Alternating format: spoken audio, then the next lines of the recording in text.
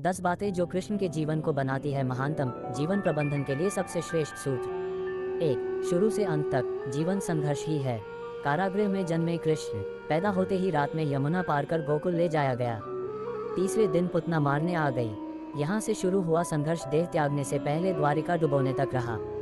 कृष्ण का जीवन कहता है, आप कोई भी हो, संसार में आए हैं तो संघर्ष हमेशा रहेगा। मानव जीवन में आकर परमात्मा भी सांसारिक चुनौतियों से बच नहीं सकता।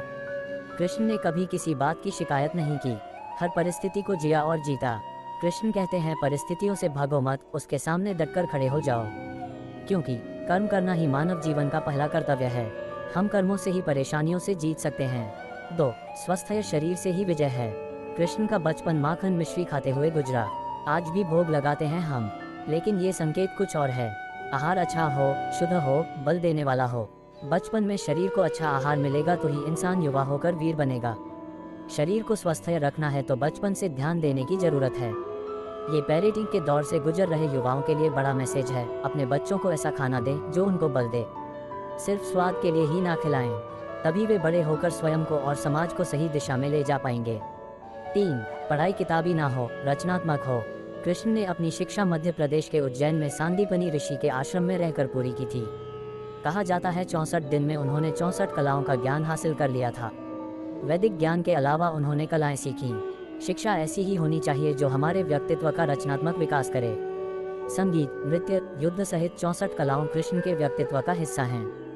बच्चों में कोरा ज्ञान ना भरें, उनकी रचनात्मकता को नए आयाम मिले, ऐसी शिक्षा व्यवस्था हो। 4. रिश्तों से ही जीवन है, बिना रिश्तों के कुछ नहीं। कृष्ण ने जीवन भर कभी उन लोगों का साथ नहीं छोड़ा जिनको मन से अपना माना। अर्जुन से वे युवावस्था में मिले, ऐसा महाभारत कहती है, लेकिन अर्जुन से उनका रिश्ता हमेशा मन का रहा। सुदामा हो या उद्धव, कृष्ण ने जिसे अपना मान लिया उसका साथ जीवन भर दिया। रिश्तों के लिए कृष्ण ने कई लड़ाइयाँ लड़ी और रिश्तों से ही कई लड़ाइयाँ जीती। उनका सीधा संदेश है, सांसारिक इंसान की सबसे बड़ी धरोहर रिश्ते ही हैं। अगर किसी के पास रिश्तों का थाती नहीं है तो वो इंसान संसार के लिए गैर जरूरी है। इसलिए अपने रिश्तों को दिल से जिए, दिमाग से नहीं। 5. नारी का सम्मान समाज के लिए जरूरी। राक्षस नरकासुर का आतंक था। करीब 16,100 महिलाओं को उसने अपने महल में कैद किया था। महिलाओं से बलात्कार में उसे सुख मिलता था। कृष्ण ने उसे मारा, सभी महिलाओं को मुक्त कराया, लेकिन सामाजिक कुरीतियां तब भी थीं। उन महिलाओं को अपनाने वाला कोई नहीं था। खुद उनके घर वालों ने उन्हें दूषित मानकर त्याग दिया। ऐसे में कृष्ण आगे आए, सभी 16,100 महिलाओं को अपनी पत्नी का दर्जा दिया। समाज में उन्हें सम्मान के साथ रहने के लिए स्थान दिलाया। कृष्ण ने हमेशा नारी को शक्ति बताया, उसके सम्मान के लिए तत्पर रहे। पूरी महाभारत नारी के सम्मान के लिए ही लड़ी गई। आप कृष्ण भक्त हैं तो अपने आसपास की महिलाओं का पूरा सम्मान करें। कृष्ण की कृपा पाने का ये सरलतम मार्ग है।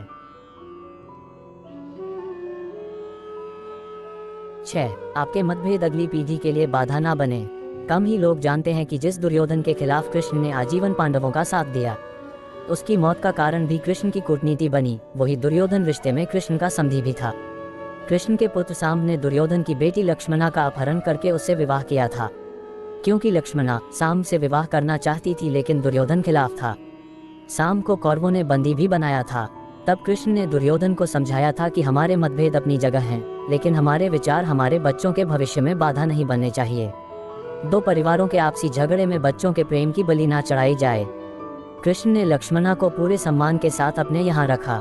दुर्योधन से उनका मतभेद हमेशा रहा, लेकिन उन्होंने उसका प्रभाव कभी लक्ष्मणा और साम की गृहस्थी पर नहीं पड़ने दिया। 7. शांति का मार्ग ही विकास का रास्ता है।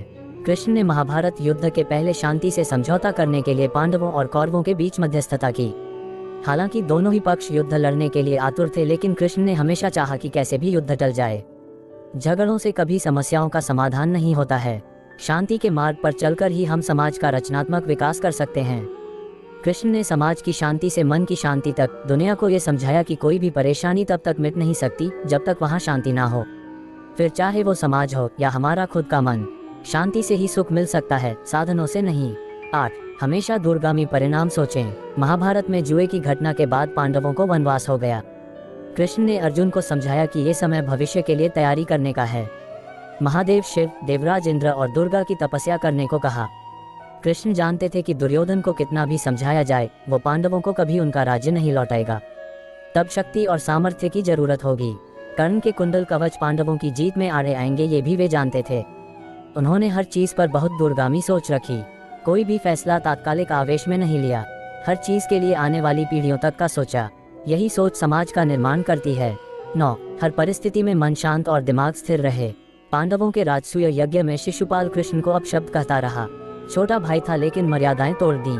पूरी सभा चकित थी, कुछ क्रोधित भी थे, लेकिन कृष्ण शांत थे, मुस्कुरा रहे थे।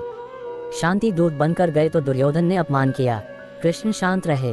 अगर हमारा दिमाग स्थिर है, मन शांत है, तभी हम कोई सही निर्णय ले पाएंगे। आवेश में हमेशा हादसे होते हैं, ये कृष्ण सिखाते हैं।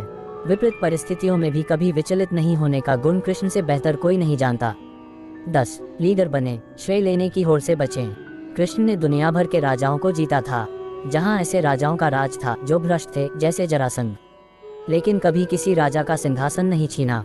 कृष्ण के पूरे जीवन में कभी ऐसा नहीं हुआ कि उन्होंने किसी राजा को मारकर उसका शासन खुद लिया हो। जरासंध को मारकर उसके बेटे को राजा बनाया, जो चरित्र का अच्छा था। सभी जगह ऐसे लोगों को बैठाया जो धर्म को जानते थे। कभी किंग नहीं बने, हमेशा किंग मेकर की भूमिका में रहे।